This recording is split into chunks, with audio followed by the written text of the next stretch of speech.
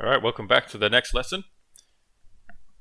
We're going to do a very simple lesson here. We're basically going to cast the shadow of a square onto the vertical surface of a wall.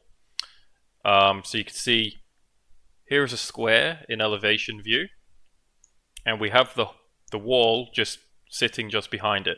Alright, now if you have a look at the plan view, here's the same square from the top down view, which is paper thin because it's a two-dimensional object, not a three-dimensional object. So therefore it's being represented as a flat line. And this is the top view of the wall here. And basically we just want to cast the shadow of the square onto the front face of the wall. Very, very simple to do. So to begin with,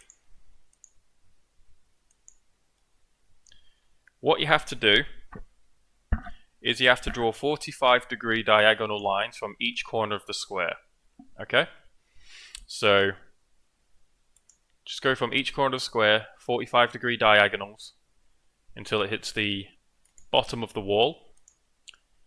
And repeat that process for each corner. Just stretch it, just drag it all the way down, like that. Okay? Now, this square is sitting a certain distance in front of the wall, right? So we need to find where exactly the position of this shadow is going to be. And the way you do that is you go from each end of the line, which is the edge of the square, and you project a 45-degree diagonal to the surface of the front face of the wall. Okay, so you're not going to the back face, because that's not what we're looking for. We're just looking for this front face. So we'll project them there, like that. And then from your plan view, from those points you just constructed, simply draw a vertical line traveling up to the elevation view, like so. And you'll see where those vertical lines cross through the diagonals, right? And they create 4 points which will create the shape of a square when joined together. So 1, 2, 3, 4. I'm just going to move this way. Alright. And all you have to do is lightly sketch in some construction lines, and that is the shadow of the square complete, which is also a perfect square. And in the elevation view, it's a square of the exact same size, since this is a two-dimensional drawing and not a perspective drawing. So the shadow has the exact same dimensions as the actual square itself. So it's rather basic, very easy to do. Let's just go ahead and quickly fill the shadow shape in. So I'm just going around all the visible lines, and that's the result we get. So quite easy to do, nothing terribly difficult about that. But let's actually play around with this a little bit. I'm going to delete this. I'm going to keep those 45-degree diagonals, since they need to be there. But what I want to show you, I will delete these ones. What I want to show you is what happens to that shadow if I push the square a bit closer to the wall. Let's say if I relocate it closer to the wall here. What happens? Well, from either side of that line, go ahead and project your 45-degree angles to the front surface of the wall, just like you did last time. Project from those points vertical lines that cross the diagonals, and where those points intersect, go ahead and redraw the shadow of your square, like so.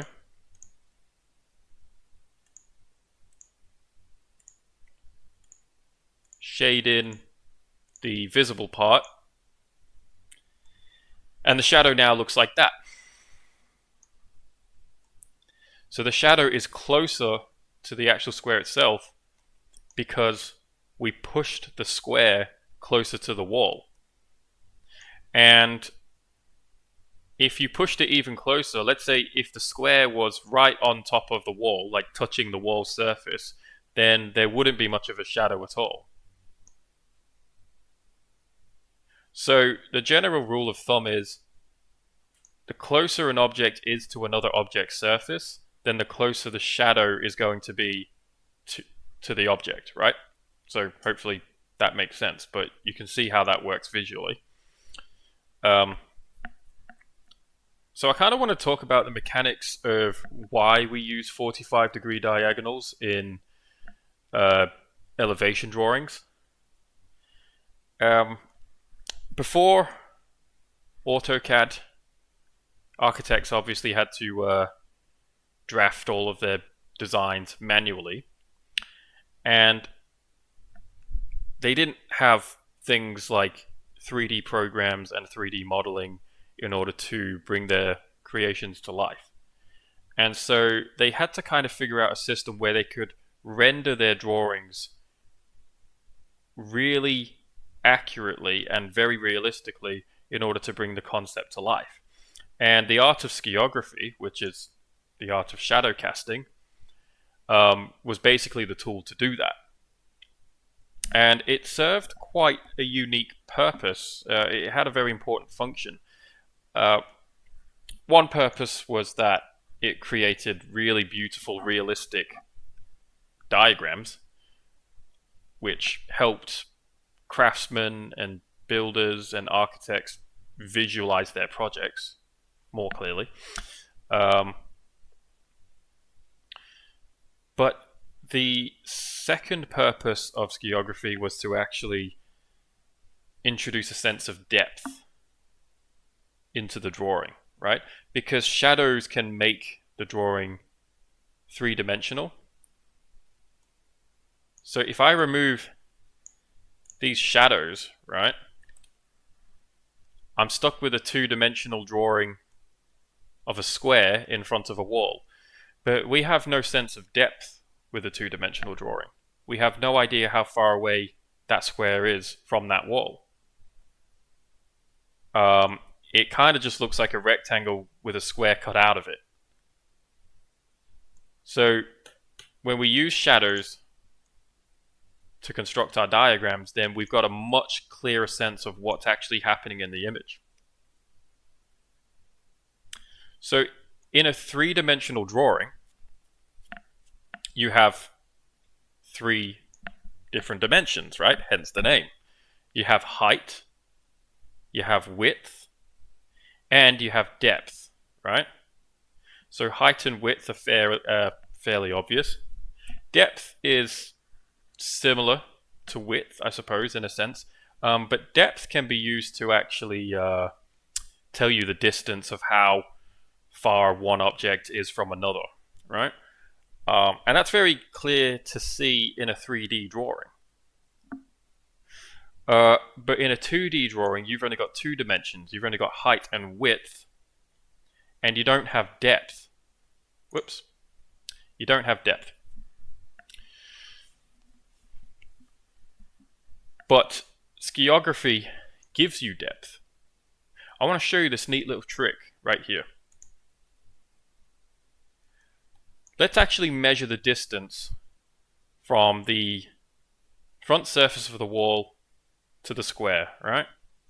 If I measure that, I get a distance of, right now it's 100. Okay. So on the plan view, we know that the square sits 100 millimeters away from the front surface of the wall. Cool. That's easy. On an elevation drawing, though, we don't have the depth, right?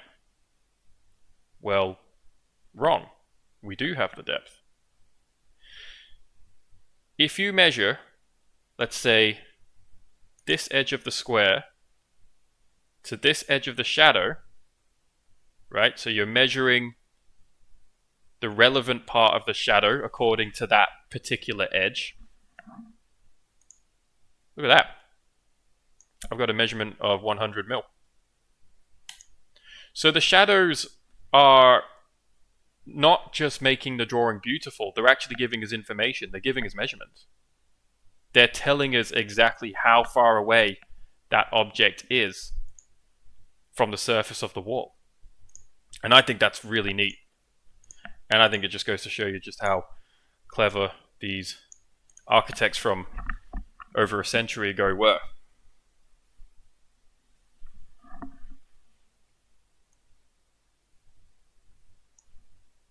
I'll just quickly annotate this. So we've got depth there. All right. So it's pretty neat. So what then if we move, let's just delete these lines very quickly. Let's play around with it one more time. Let's move it, I don't know, a bit further away. So I've moved it so that it's 460 millimeters away from the surface of the wall. What would the shadow look like then? I'll project it there, carry up the vertical like so.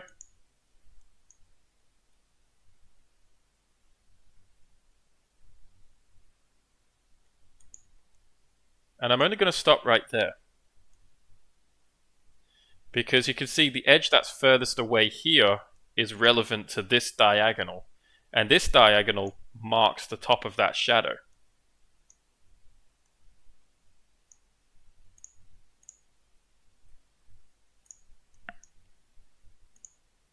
So then if I draw a horizontal line here,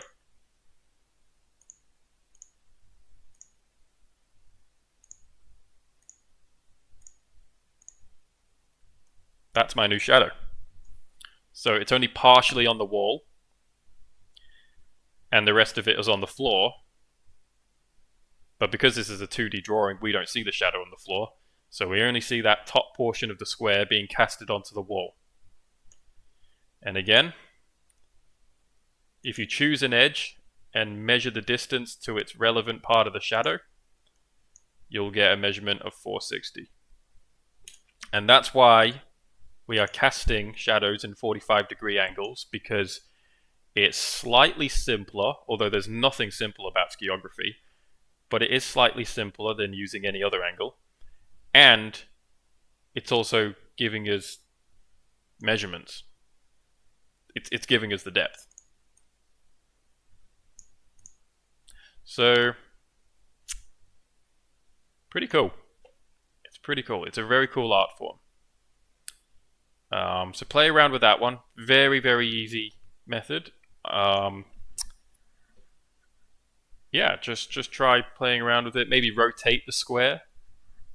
You know, maybe draw the square on an angle and see what kind of results you can get. Just really play around with that while we're still in the basic parts of these lessons. Because the more you familiarize yourself with these methods, the easier the rest of the course is going to be, because it will get hard. This is not an easy thing to learn. So make sure you're getting the reps in and you're working on these fundamentals.